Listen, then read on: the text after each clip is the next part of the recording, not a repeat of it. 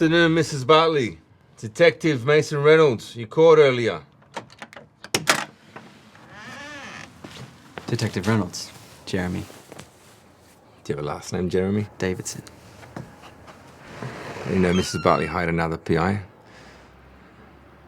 I'll leave you to it. You're actually my recommendation. Last night, Linda found evidence to believe that there may be some money hidden in this house. We turned the place upside down, couldn't find anything. So I gave her your details, because, well, for you, this is easy work. Look, kid, I'm flattered. I really am, but I work alone. No offense. Just let her know that I wish you all the best with the search, all right? I know why you changed your name.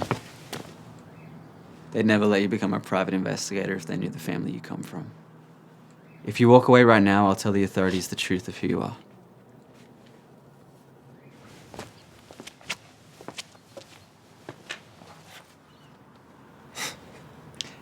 You wouldn't want to lose the career you've spent years building over your family name, right?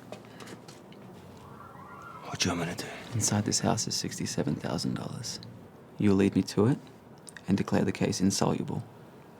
This happens by tonight or I'll talk. I'm gonna do this to another lady. She's retired.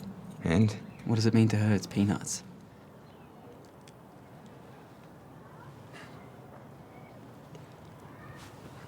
Bring me up to speed. Linda's husband was killed in a random hostage attack 38 years ago. Records show that his entire bank account was emptied prior to the murder and his car went missing. Confirmed murder? His body was found at a park just down the road. Bullet wounds consistent with homicide. Hi. Mrs. Bartley.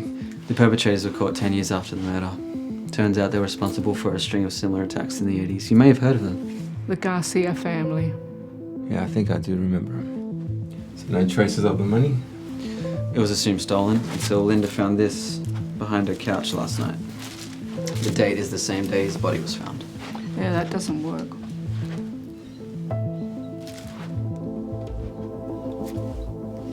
So what couch did you say you found this under? Mrs. Bartley, were you home that day? Yeah, well, we were arguing. So after he left for work, I walked down to my girlfriend's and we had tea. But he never came home that day. And someone said they saw him in his car being held at gunpoint. And then he walked across the road to the bank. But after that, there was no testimonies. So I just presumed that the attackers killed him and took the money. If that's the case, then how would Linda have found the receipt? So we have reason to believe that he made a run for it with the money. And if the receipt made it home that day, then it's possible He stashed it here before he was killed. But Jeremy and I have searched everywhere. Well, wherever it is, I'm sure he wanted you to find it. So, Mrs. Bartley, how long has that light bulb been out for? Well, it's a bit embarrassing. It hasn't worked since my husband passed. And that's why I've set up this candle area. It seems fitting, really. I'll tell you what, why don't we just get that replaced for you while we're still around? Oh, that's a lovely idea. Jeremy, do you think you could go to the shop before it closes? Yeah, all right. Oh, thank you for that.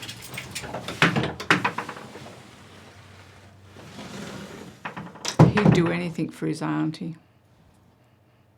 His grand auntie.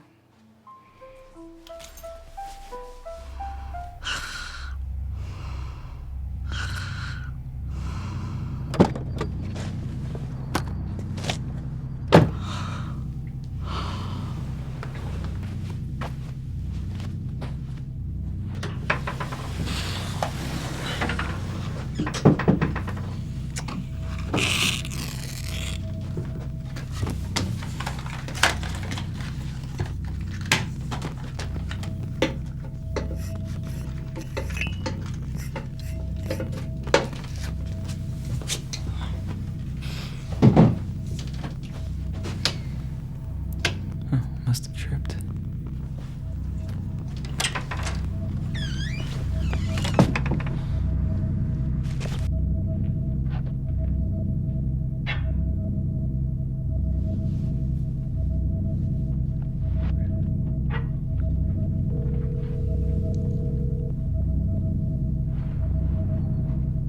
I need a couple of officers at 69 Terry Avenue, Roxmoor.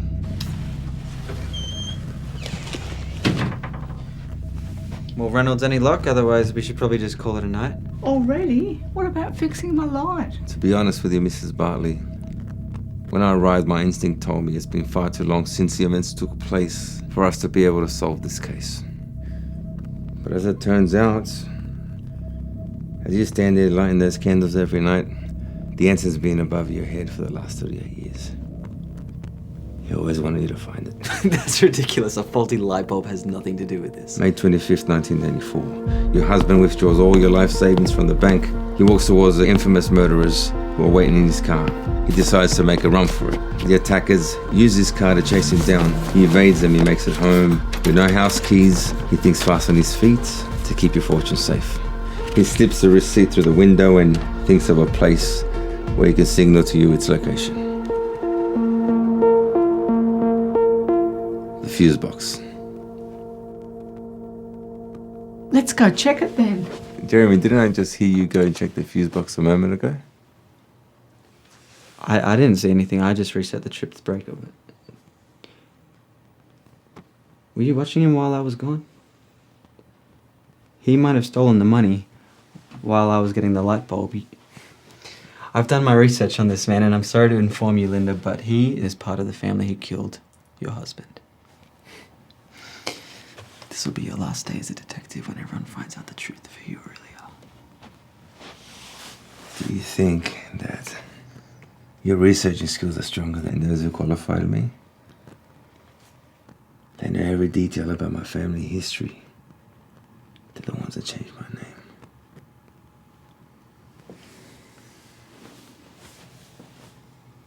How do you think I got this far? Jeremy, are you sure you fixed the trip breaker?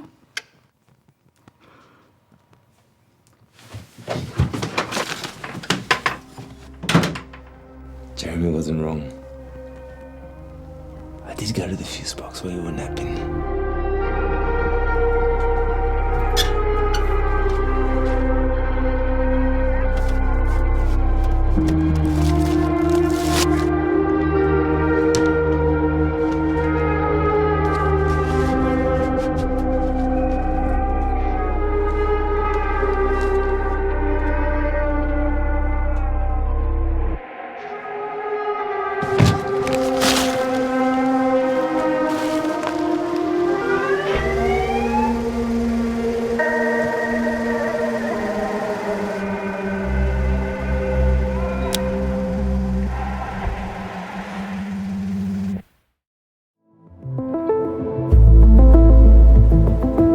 Creating this film in 7 days was a huge challenge, but we're super proud of how it turned out. And our goal is to make short films on this channel until we're making feature films. So if that's your kind of thing, then click subscribe and join us on the journey.